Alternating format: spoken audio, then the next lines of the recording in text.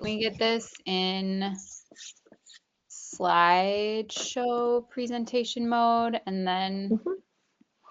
we should be good to go. Awesome. So thank you for joining us for our defensive mechanics virtual coaching session. This is with lovely coach Rachel again. So I will let her introduce herself. For those of you that didn't watch her offensive one, go back and watch that one. It was great and awesome and very helpful.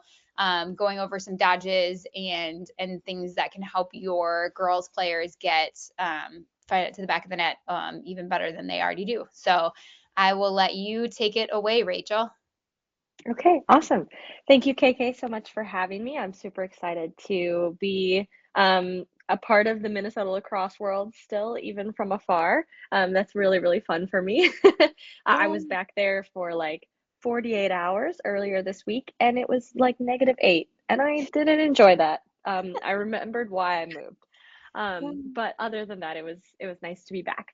So this presentation is called ABBCD, Defensive Mechanics and Positioning for 1v1s. We'll talk a little bit more about why there might be that extra little B in there as we get going. Okay. Sorry, I got to get on the right screen Oh here. no, you're so fine. Okay, so in this session, we're going to talk about some footwork drills, ground ball drills, directing drills, and clearing drills that you can do with your girls starting tomorrow. A lot of these are also able to be done solo, which is really nice. So I highly recommend, like, encourage your girls to kind of try these on their own. You can always give them homework. Go ahead to that next slide. Okay, a little bit about me briefly. If you did not listen to my last session, this slide is the same. So if you did, I apologize. Again, my name is Rachel France. I am the founder and CEO of Crossroads Lacrosse, which is a private coaching business in Indianapolis. I do a ton of one-on-one coaching and mentoring of my youngest client is 6, and my oldest client is a senior in college. So I get to work with a wide range of athletes, and I absolutely love it. I am the current head coach of Austria women's national team, not Australia, but Austria. And then I was formerly with Team Columbia for 5 years before this. I've been coaching collegiately for 5 years, high school for 9 years. I am an Augsburg University graduate, and I have 22 years of playing experience. So safe to say that I really, really love this game, and I'm so excited to chat defense today. Okay, so we're going to talk about adding to the ABCs of defense. Most of you have probably heard of the ABCs of defense. We know, you can click through these, KK. We probably know approach, breakdown, contact, and then direct. Those are kind of the things that we talk about, like, okay, approach your defender, make sure we're closing the gap. We're going to break down our feet so that she doesn't just sprint by us. We're going to make contact with our hands, and then we're going to show her where we want her to go with our stick and with our body. I think this is a fantastic way of teaching defense, but I do think it's missing one thing. You can go ahead. Perfect. We're going to add a B. Now, that second B is going to be a backup. So I have approach, I have breakdown. The second B, if my attacker is dodging, is going to be backup. We're taking away the attacker's dodging space. And dodgers typically want a stick's length for their dodge. So if you are not close enough for contact, take a baby step back to watch their dodge and then react. Now, this is not for all the time. This is just for when your attacker is dodging, and I just need a little bit more time to see what they're going to do, because a lot of these dodgers are so freaking strong and so shifty, and oftentimes it's just that stick length away. They've got their time and space. They're just far enough that you don't want to totally make contact yet, because you're like, oh, they're kind of far. But as soon as you go for that contact, that's when they're throwing the dodge. So waiting for them to make that initial dodge move and then taking that half step back, just a tiny little baby step back before you're making the contact, can put you back in the driver's seat. So it's just enough to kind of watch their dodge and react. This is a really good thing to do when you have really shifty dodgers. Now, we're going to talk about this a lot, but I think this is like the most important piece of those 1v1 defensive matchups. And then, of course, I'm making contact and directing after I have that backup. But we're going to talk about the approach, breakdown, backup, just a little baby amount before I contact and direct. So, some quick hits that we're going to talk about in all of these drills. Big, big, little, little. This applies to both sticks and footwork. When I am off ball, we're going to talk often about my stick should be big and my feet should also be big. I want to make big steps towards a slide. I want to make big steps back towards my girl, or big steps into the 8, trying to like take up as much space as possible. So big, big when I'm off ball. The little, little applies to when I'm on ball. My steps should be small. I want choppy little footwork, and I want my stick not to be like aggressively in her space. So my stick is controlled. My stick is small so that in case I get a knockdown or she drops the ball, I can quickly go for that ground ball. The next thing we're going to talk about often is both butts out. So you've got your stick butt, but you also have your real butt. So this goes with a sound effect. I'm going to move this little thing back. There we go. Okay, now when I put both butts out, I keep my center of mass and my center of gravity in the same place. If I just put my stick butt out, I fall forward. If I just put my regular butt out, I'm sitting on my heels and I can't shift. I can't defend. I can't keep up with somebody who's sprinting or running towards me or dodging. I'm on my heels. So to stay on my toes, but also maintain my space, I put both of my butts out and I make sure I have my stick up. So I want to be able to see their hips, but I also, out of the peripheral vision, if I'm watching their hips, I want to be able to see my toes. If I can't see my toes, that probably means I'm sitting up a little too straight and I'm not going to be balanced. If they're putting pressure on me, I might get called for a push, even if I didn't push because I'm not balanced. Another thing we'll talk about quite a bit is protective cradling and where my hand needs to be for that.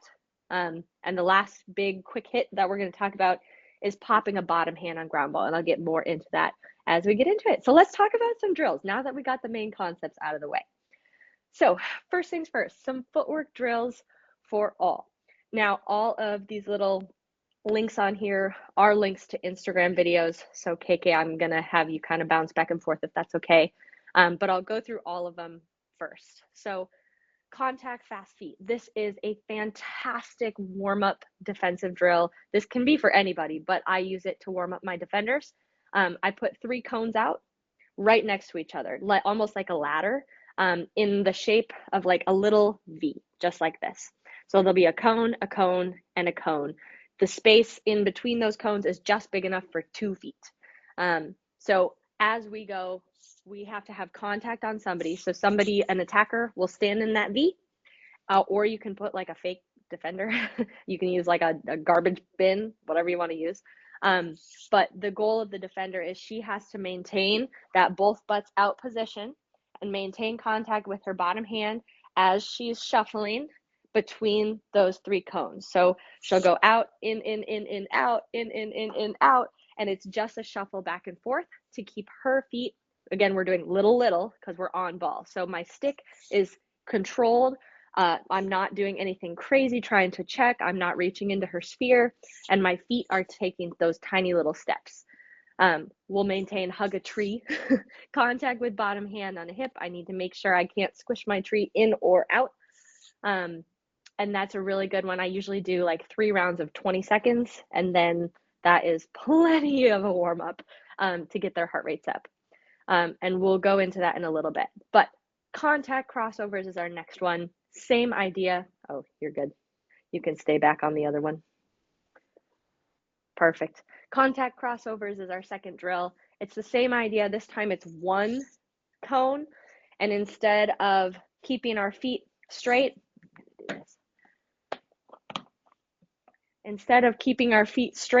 we're going to do a crossover step, almost like a karaoke, where I'm going up and over, like I'm trying to catch up with my attacker.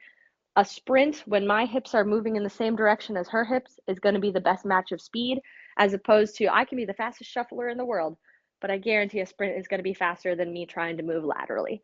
So maybe just adding that crossover step to catch up to somebody, but practicing that footwork of how do I get my hips quickly into matching theirs, parallel to theirs, and then step in front again to then direct them where I want them to go. So it's the same style. You maintain contact, you're doing your crossover steps. We're still working on like solid form where I can see her hips and my toes. KK, if you want to click on one of those links, the video has both of those in there. This is going to take us to a little Instagram thing, if it can. Can you see it? No, not right now. It went to the Instagram, but it's not sharing that screen. Oh, here we go. Share this tab instead. Perfect. Okay, so in this one, this is our contact footwork. Riley does a really fantastic job. Now, this one we built into a bigger drill. She was working on clearing and crash defense. So I had her coming from a crash situation. She had to break down her feet, avoiding shooting space, make that contact, and then find the ground ball. She does a fantastic job here, but you can also just have this as like a stationary thing.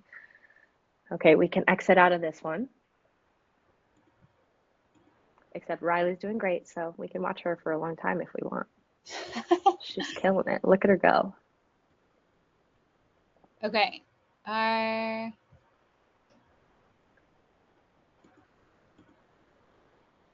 Last time it was my technical difficulties, and this time I feel like it's your technical difficulties. We're evening out. Is that? Whoop, whoop. We'll figure it out one of these times. Sharing. That's what it was. That's okay. Beautiful. We'll go back to that one. Yeah, perfect.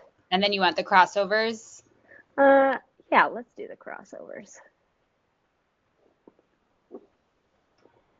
There we go. That's the crossover drill. I took this to a ground ball. You can also have it just like as main contact.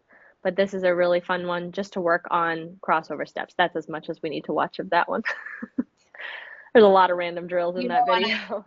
You don't want to watch yourself more? You know, as much as I love it, as much as I put it on the internet. Okay, perfect. The next two, I have two links, but we'll just watch one of them. Figure eight to a ground ball. This, you're going to have two cones out, and they're just working on getting as many little steps in as possible as they progress around the little figure eight. You can put it to a plain ground ball, or you can put it into a drill. So figure eight to contact and a turnover. This is a really fun one. I do this a lot in clinics because it's just like max reps. You can crank through them. So let's go ahead and watch that contact and turnover link. Perfect. All right. Now you'll see, oh, that girl's name is Eleanor. I just love her. Now, Eleanor did her figure eight. She made contact. Alex is now doing her figure eight. She's going to break down, make contact, and hold it until I say go. Then they go and get their ground ball. I had this to a goal because this was a little midi clinic, but you could also have it to an outlet or just clearing. I got those like little black pop-up attackers or defenders, whatever you want to call them. And they work great because they fall over super easily. So if they come in too hot, it's just like game over and the black thing falls down. So it's super nice to kind of force them to have controlled contact there. So again, you can just do a plain ground ball, but I like to put that into a bigger drill as we build up. Do you, Rachel, remember how much those little things were? I think I got a 3-pack for like maybe $30 on Amazon, and they're weighted. They have like a little, they smash down. Yep. Just like the kids' tunnels or a cat tunnel. Yeah. But they came with like some bean bags. So if there's like any wind, they're terrible. Yeah. But for everything else, they're pretty good. Indoors, they're really good. Perfect. Okay, so let's talk about some directing drills. I don't remember if I put this as like I apologize. I put this as they all show up one by one. Why don't you just click through so they do it? Okay, that's perfect. Okay, so we're going to talk about two here. I don't have a video of the other one, but it's pretty easy to explain. So directing drills. I think this is like one of the hardest things for girls to understand is how do I direct someone without pushing them? A big piece of that is going to be their positioning. If I have both butts out, it's really hard for me to like extend my arms because my power is like directly in my center and back here. So it's hard for me to extend my arms. I don't have much more to go. So really focusing on form in these drills is going to be pivotal. So the first one is actually a football drill. I just call them football 1v1s. I think they're super fun. We've done this to a feed, we've done this to a dodge, we've done this in all different ways. But the one we're going to talk about is the attacker's already going to have the ball. So attacker and defender are going to start back to back. You're going to have a cone for them to meet in the middle. So they're back to back here. 5 yards, they each have their own cone. I usually give the defender a shorter distance just because in a normal game setting, they're going to be like watching the attacker coming down. So they'll run 5 yards and then turn back. The attacker's job is to throw a dodge and try to get around to shoot or get to a certain line. If you are just doing this in like groups of 3 or 4 and you don't have a ton of goals, the defender's job is to work on her approach, breakdown, back up, then make contact and direct. Because the attacker's role is to throw like 1 or 2 hard dodges to try to get around. So this is a really good one for just drilling that like backup idea, like watch the attacker's dodge just for a split second just to see where she actually is going before I can make that contact. The color directing is the attacker's running down a channel, so same kind of thing. Defender is in the middle. Someone behind her, preferably a goalie, is going to tell her left or right, or I usually do like blue and yellow cone lines or just singular cones so that we're working in that like reaction time for a defender too. Like not just can you approach breakdown, back up contact, but can you actually listen to where you're supposed to be putting this person or directing this person? Attacker's running down the channel, trying to go through the middle towards the goal. Defender listens for a color or direction to push.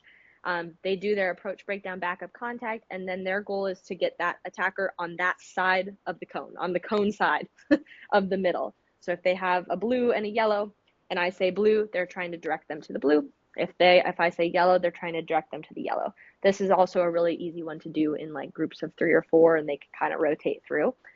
But I do have a video of the football 1v1s, so if we can look at that one. It's not right away in this video, so we'll see just like a few extra little bonus. Morgan does some little footwork drills here to start, and her focus was that breakdown and backup, because as a defender, she tends to get like caught. Oh, well, there's actually the color cone directing. I lied, I had a video of it. Perfect. So I would tell her yellow or orange. My job was to go in. But football 1v1s, we start back to back. I send a dodge, she does her backup, and then tries to push me out. Morgan's a hoot and a half, so she also was celebrating at the end. All right, that's perfect. Thank you, KK.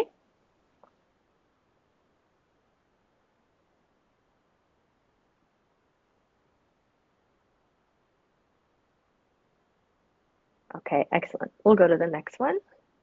We've got some ground ball drills next. Again, you can just click through these. I think that's perfect. Okay, yes. So again, I've got a video of one of these. I lied about the last slide, but I promise I'm telling the truth about this one. I don't have Ring of Fire on camera.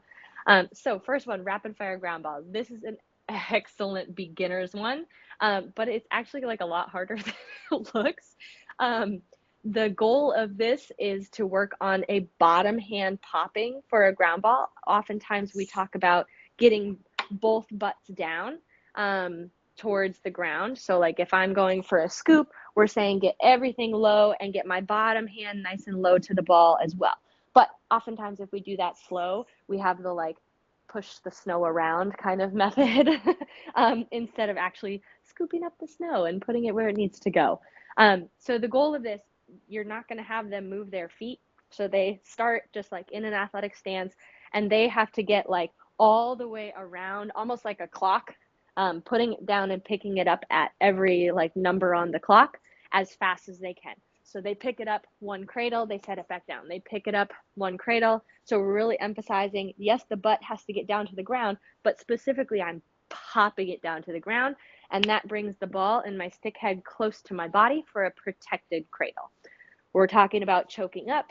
We're talking about moving my body so that I can get like a decent angle without moving my feet. And we're talking about doing this as fast as possible. That's one of the easiest, probably beginner ground ball drills that I would encourage. Everyone always does the like roll it out, scoop it up, roll it out, scoop it up. But oftentimes, like the ball will just drop. The ball will be like at your feet, and you're trying to figure out how the heck do I get this? I'm not running onto it. So it's just another one to build in, and it's getting as many reps as you can in a short amount of time. You can set a timer for 20 seconds, do it 3 times. It's another good one that girls can do on their own in their house, that they're not going to like destroy the TV or anything by trying to pass a ball. Next one we'll talk about is a ring of fire. This is a teams drill. It is essentially a 1v2 to an outlet. I do this in a crease. So oftentimes I'll just like move the goal out and we'll do this in a crease. The defender is lined up right on the line. Then there are 2 attackers flanking her a step behind. So she's got someone hot on her tail on both the left and the right side. On the whistle, you'll roll out a ground ball. You can do all sorts of different angles. I love doing this kind of from like a side angle because then one defender or one attacker who's behind also has an advantage, and that makes it even harder. But you can do it from any angle. On the whistle, the ground ball's rolled out. Everybody goes. Defender obviously has that step ahead, and she's got to use it. So we're working on accelerating through the ground ball and running through, because if they slow down their feet, those attackers are right there to either check or get the ball, or put a ton of pressure on them. So the goal is to keep running through the ground ball and exit the circle safely. The attackers can pressure anywhere in the circle. So if the defender picks it up and slows her feet down, she's immediately in a double team. She has to work hard to either get out of the circle, or she can pass to her outlet, to like end the drill. If she can just safely get out of the circle without like anybody touching her, she's got those attackers hot on her tail, but she just runs right through. She can either get out of the circle and then make an easy pass to her outlet, or while she's still under pressure, she can make a pass to her outlet. Really working on protection. My hand is all the way at the top. I'm doing an almost illegal cradle. I tell all of my girls, like, please get an illegal cradle call. I've seen one in my entire 22 years of lacrosse. Just do it until they call you, please. Which is probably not a good way to lead, but that's what I usually tell them. What we do, this is like a really good build-up drill too. So we'll do it to an outlet for like a bunch of reps, and then we'll take it to a goal so that your goalies can get involved. And it can either be like, let's say the girl runs through and she is like good to go, like those attackers are close to her, but she's really fast, she's protected the ball. She can take that in and take a 1v2, or she could choose to activate her second person, and then it can be a 2v2 to goal. And that also really works on your attackers, figuring out how they can slide, to cover defense. So this is a great midfield drill. Everyone can do everything. It works on everybody's defense. It works on everybody's offense. It works on everybody's ground balls. So those are like 2 very different levels, but some really great options. So let's look at the rapid fire ground balls. It's pretty basic. It is after this first drill, it'll be the first one. Okay, there we go. So it's literally just putting it down anywhere you can, trying not to move your feet. I know I cheated in this one. It's fine. And that's it. That's the end of the drill. But just 20 seconds of really fast ground balls it's just, there's no substitute for max reps. If you want them to get better at their ground balls, they just got to practice their ground balls and have them, when you do the like run down the field and give yourself as many ground balls as you want, they're going to do 3. And they're going to come back and do 3. So giving them, like taking out the running is sometimes like a little bit more accessible to like just getting those max reps. All right, clearing drills, our last set here. Okay, KK, you're a champ for clicking through all of those. I just like copy and pasted the slides, and I didn't know if the template or if the transitions Yeah. also copied, and they Yeah. did. No worries. um, okay, so some clearing drills. I think this is something that we often don't practice with defenders. Like we talk a lot about how to stop the ball, how to stop attackers, how to like slide together and crash. But then as soon as they have the ball, it's like frantic, like, okay, I got it. And then they do this. They do the push clear where they're like, just get it out of my stick. Like they don't want it. Especially a lot of our newer players who are like maybe pretty athletic, but like are not comfortable with their stick. They're great defenders. They just like don't want the ball. So practicing it can be super, super helpful. So the first one is a pretty classic, just some rollbacks. Um, so I'll just do like someone will pass a long pass to them, and then I'll either stick those three like pop up defenders or just three cones or three people to practice rollbacks, which is just a roll dodge but creates a little bit more space for the defender.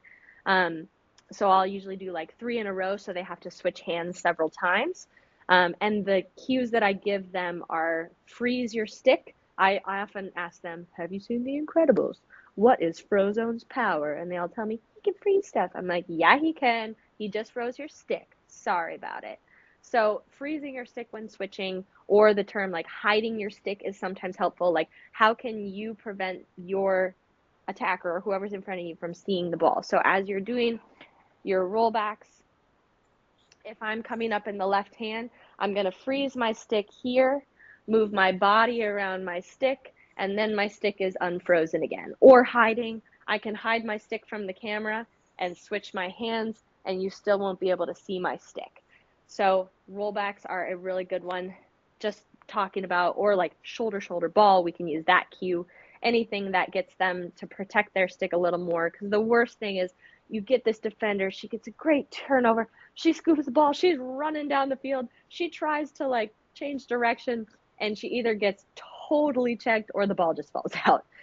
So practicing that freeze the stick, like, yes, we want them to cradle, but oftentimes cradling is what bobbles the ball more, especially in that like learning stage, or the like JV moving to varsity kind of stage. Oftentimes it's like their cradle is harming them more than it's helping them, especially on their switches.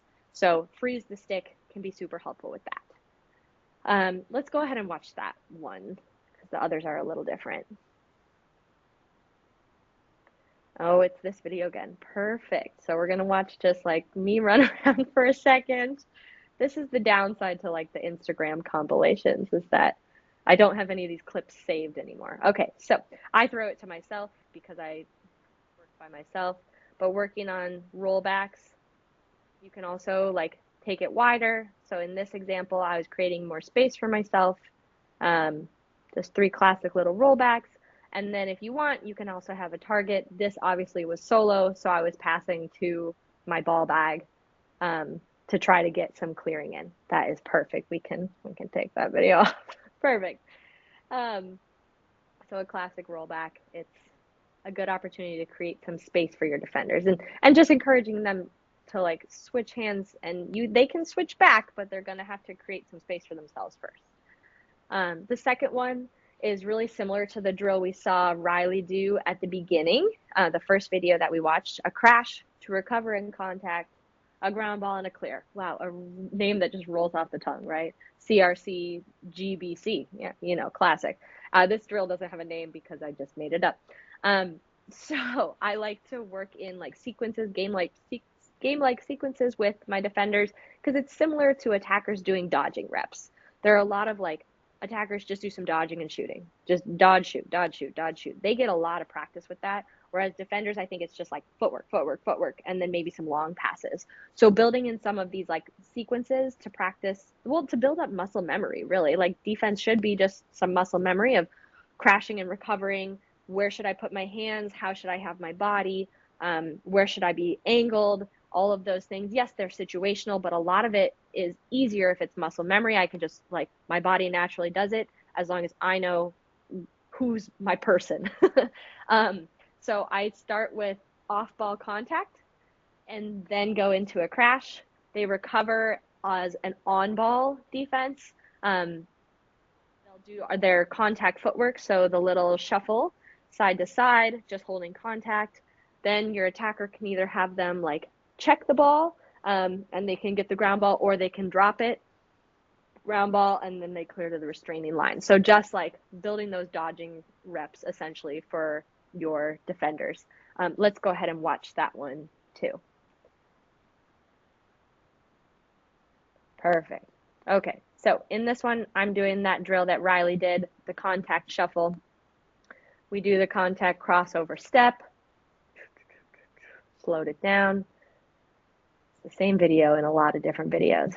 All right, so this was the contact to a shuffle and a ground ball that Riley did earlier. What I'll have is perfect. Okay, this one, I started off ball, crashed, and then recovered to on ball. Now you'll notice that little black thing kind of jostled a little bit. So having something that like gives you feedback like that, that's plenty. We can be done watching it. Having something that gives a little feedback, like either tell your attacker to be like really weak and just be like a dummy attacker. We do a lot of dummy D. We don't do a lot of dummy attacker. So having your attacker be kind of weak, so that it really shows like, is your defender coming in too hot, or do they need to like break down and like take that little backup step before they're making that controlled contact, can be super helpful. So I'll have someone do like 10 of those just to kind of build some muscle memory during their session, before we're doing other drills. And that's a really good one to build into some teams, because you can have it going on both sides of the 8, and then the next person hops in and just gets a few reps in. The last two I don't have videos for, because I think they're pretty easy to explain. Clearing targets. Everybody loves a good trash can bucket throw. If you can find a big trash can at your school or in a field and it's not full of gross trash, just setting up some targets can be super fun, and a nice way to end the practice. And it's a little bit less intimidating than passing to an actual person. Oftentimes people like finish with the longest pass, or like step back and do those things. Those are awesome, but that also requires your other person to be able to catch, if the drill wants to like keep going. So having like a trash can be super helpful. But number 4 kind of builds into this, using your core for your long passes. Defenders, again, are really good at having their sticks nice and big for contact, but oftentimes when they do have the ball, they're not used to like the whole shooting mechanics thing. So they'll do the push, or they'll just kind of send like a Hail Mary, pray for the best. So things we often talk about is using our core, similar to what we do in shooting. I want to always have 180 degrees of rotation. So my stick is up and I'm airing out my armpits. I want both of my elbows to be off of my rib cage. And then I'm going to rotate my chest 180 degrees, especially when you're practicing long passes. This is a really great cue. If you have a set of bleachers, we love a good set of bleachers. I'll say face the bleachers, get your whole chest open to the bleachers. And as you step to throw, I want you to face the parking lot, or I want you to face the trees, or like if you're facing Megan, turn and face Patty when you finish. So making sure they're getting that full rotation, because core is the only way they're going to be able to send those really long passes with accuracy. You can also talk about finishing by taking your stick and blocking your pocket. In the attacking session, we talked about like swiping away your pickpocketer and making sure they can't get your phone. It's that same cue to make sure that they're truly rotating their shoulders and their chest and getting their core active in it. Okay, let's move on to the next slide here. Okay, so this is pretty much the end here. Just the little things. I mentioned this in the other session too. Cats don't play lacrosse. And in shooting and in defense, I think that has really different meanings. Cats don't have opposable thumbs. So please don't run down the field like this. We're not doing anything for ourselves by running down the field like this. Well, we're cradling like this. A big piece of that is when I have my thumb off of my stick and I'm cradling, the strings face you. You are my opponent. When I have my thumb on my stick and I'm cradling, my strings never face you. They face the sky and they face me. And that little tiny shift, my thumb is not tight or like a death grip, but my thumb is on the stick. And what that does, I'm not pressing my thumb out. That rotates my wrist back towards me. So a protected cradle, it's less towards your opponent, it's less likely to fall out. It just tightens up that cradle just a little bit and keeps it tighter. And cats don't play lacrosse is a really random thing to tell somebody, and they usually remember it. Number 2, claim your space. Defenders who are getting a lot of push calls often are not pushing. They're just extending at the last moment, because even though they got to the space, they're trying to like make sure the attacker didn't get there. Claim your space by keeping both butts out and staying here. Like as soon as I extend forward, I'm imbalancing myself. As soon as I sit too far back, I'm imbalancing myself. I'm no longer like claiming that specific piece of space. I'm imbalanced one direction or the other. So making sure they know, like, as long as they stay with both butts out and we have this good shooting or defensive form, I can confidently claim my space and nobody's going to be able to push into that. I'm going to be very stable.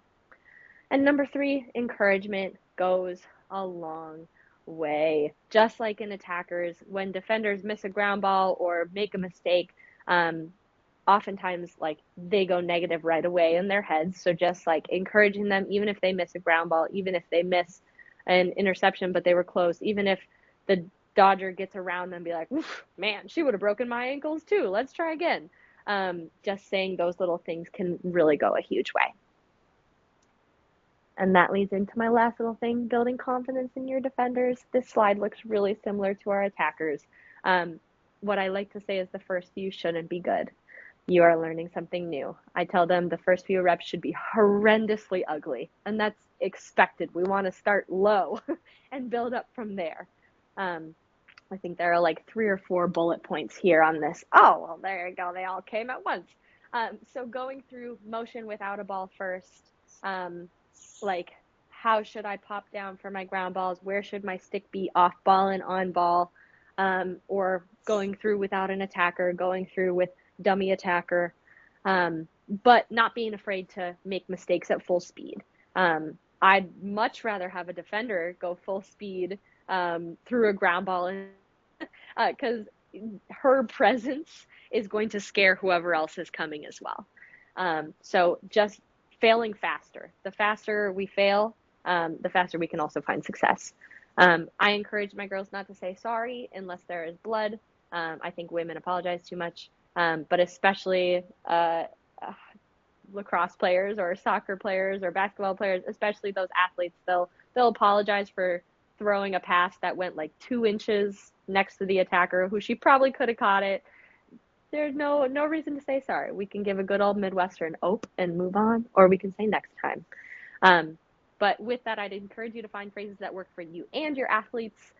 Even if you're like, oh, this is a great phrase, I'm definitely going to use it. If it's not clicking for them, it's not going to work. And vice versa. If they're really sticking with a phrase, maybe you need to adopt that one as well.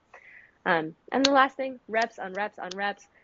Again, I mentioned earlier, attackers often get like that muscle memory pattern building and just like bulk reps. We'll have like, okay, shooters go do this shooting thing, and defenders are just like long passing. So give them reps, give them lots of practice to build that muscle memory, and then give them some homework.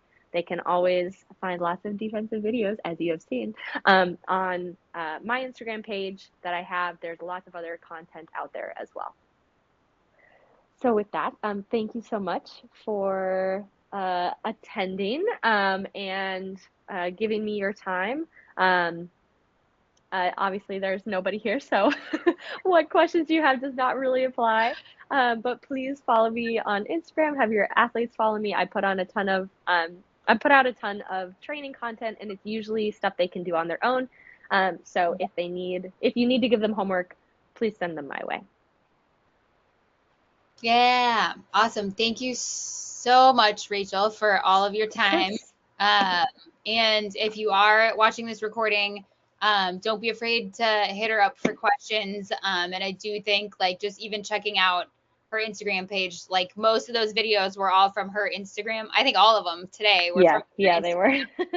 Yeah. So there's lots of good ideas on there if you're looking for something or need some ideas for what to do with your defenders and offenders for that matter, any of your players.